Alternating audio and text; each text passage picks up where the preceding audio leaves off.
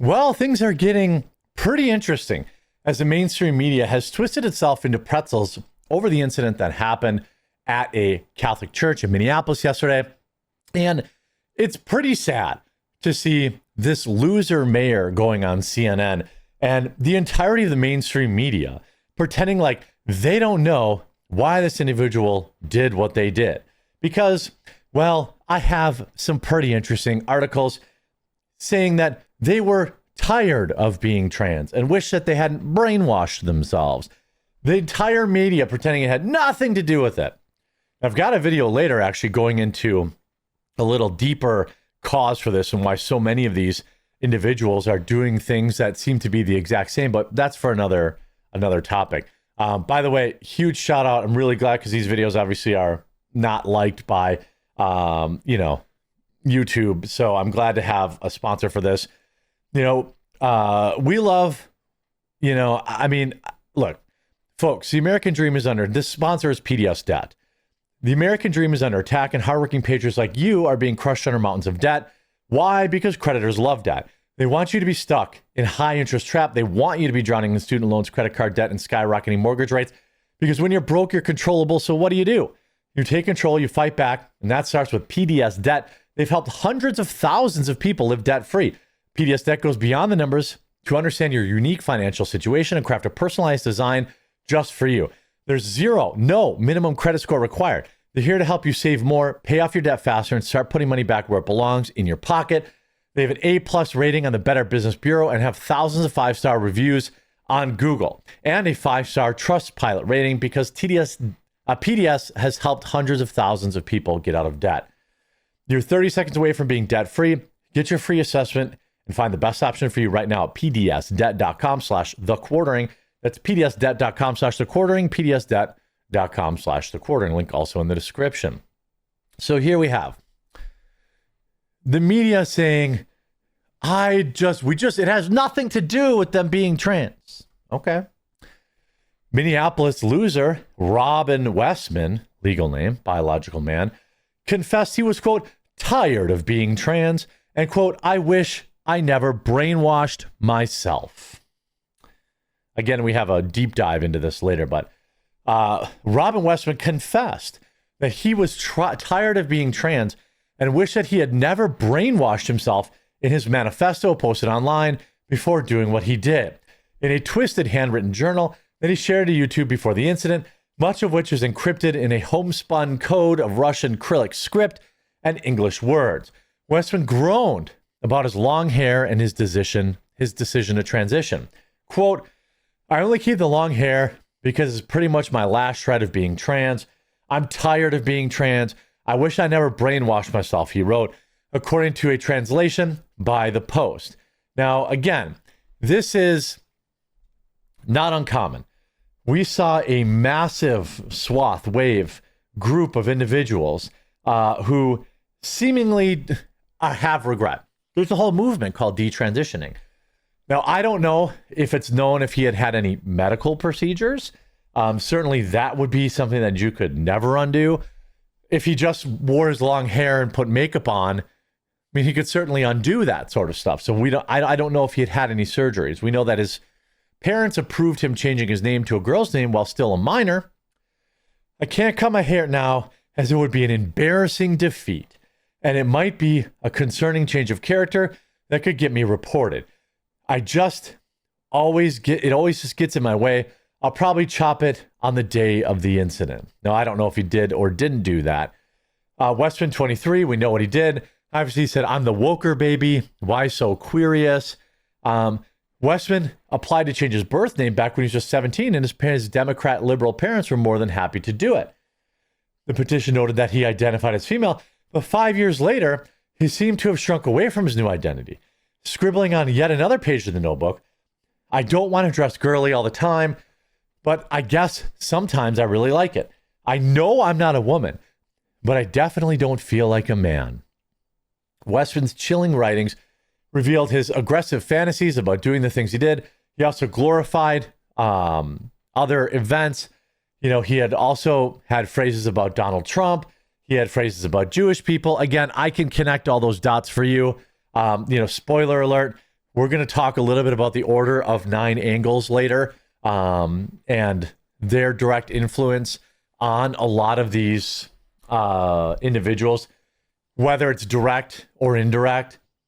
So when the mayor of New York goes on CNN and says this is absolutely bonkers. When you talk about compassion, I don't want to tiptoe around the edge of this, but the shooter's name was in question, the gender of the shooter. No one's really sure what's going on there. Everybody's sure. The law tells that. Like, we know exactly what happened. 5 years ago was Robert, then a name change to Robin. Okay. This is being seized in all corners, as you can imagine, in all sorts of ways. And you know that, Mayor. And perhaps that's why when you spoke about this so profoundly and powerfully as you are even here now, but when you spoke about this today publicly, you voiced concern for the transgender community. Oh, of course. For the community. Not the Catholic community that's constantly getting attacked. And this is bonkers. Overall. And obviously, you chose to do that in that moment because you thought it was important. And I wanted to give you a chance to say why you felt it was important to do that in that moment. Obviously, I've heard about the rhetoric and the narrative that is being pushed out. But here's the thing. Anybody that is going to use this as an opportunity to villainize our trans community. He's not talking about the victims, right? He's talking about the trans community. Well, let's take a quick look at, I just assembled a ragtag group of these individuals and posted a tweet. It seems like, let's see how many every one of these people identified as trans or non-binary, and many of them went on to commit heinous acts. I'm not going to defend these people, and just like I think there's a lot of other kind of fatigue going on in society right now, trans fatigue is real.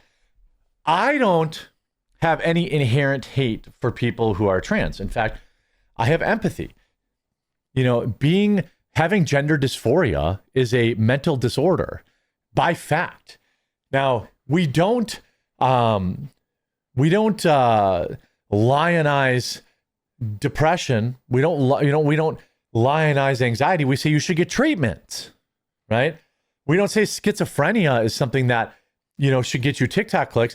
We say you need treatment. And people who have gender dysphoria need treatment.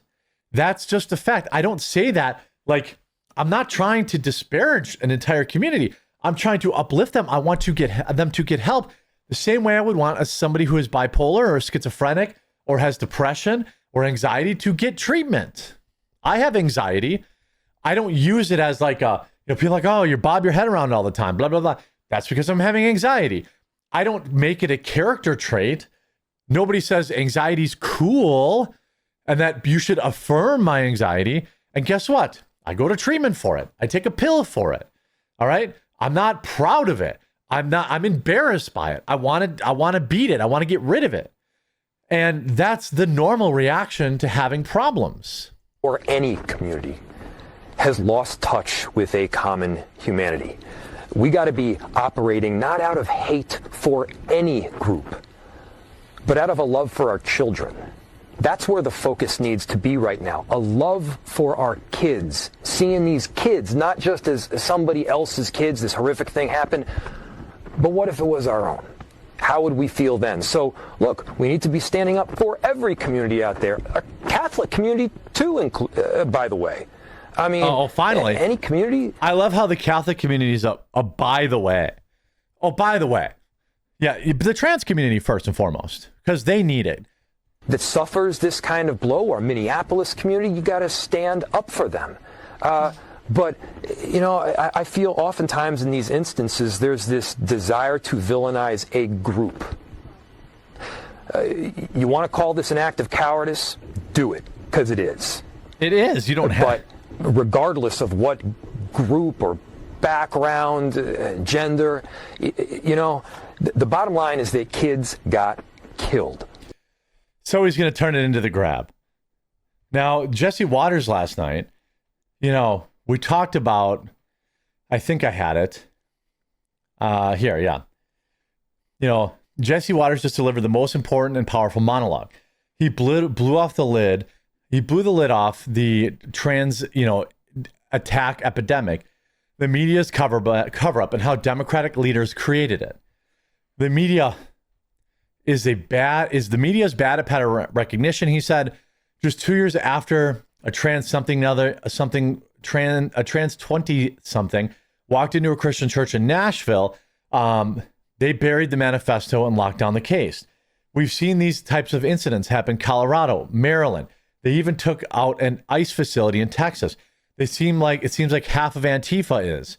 A couple of they-thems just got arrested for trying to burn down Teslas. Statistically, this population has been prone to attacks. They're not villainizing it. That's reality. The left is weaponizing trans kids and turning them into culture warriors, and they've been turned loose against the church, schools, and Trump. The trans clan has a militant wing, and it's out for blood, he said. They're taking lives, defiling churches, and freaking everybody out. Tim Walz failed. Our leaders keep failing us. They failed us. Now there's a growing epidemic, and they won't admit it. Well, I think people are, pretty... I mean, look at this. These type of events by demographic, 2015 through 2025. Public incidents with 4 or more fatalities. Trans, non-binary, 0.769, the number one that is biological male. Number 2, trans, non-binary that are biologically female. The number 1 and number 2 are by far the highest rate. Then it's Asian men, black men, white men, Asian women, Hispanic men. The Denver idiot, trans, Aberdeen, trans, Nashville, trans, Georgia, trans, Philadelphia, trans, Iowa, trans, Uvalde, trans, Colorado, trans, Minnesota, trans. But yeah, rednecks AR-15s are the problem. We know the issue. This person was deeply mentally troubled, demonic, and always was. And instead of getting him the help he needed, his parents said he needed to be trans. All right. And the media is covering up that fact. Absolutely deplorable. I hope you're informed by this video. If you are, please do leave a like on it if you haven't, subscribe or follow down below, and we'll talk to you again real soon.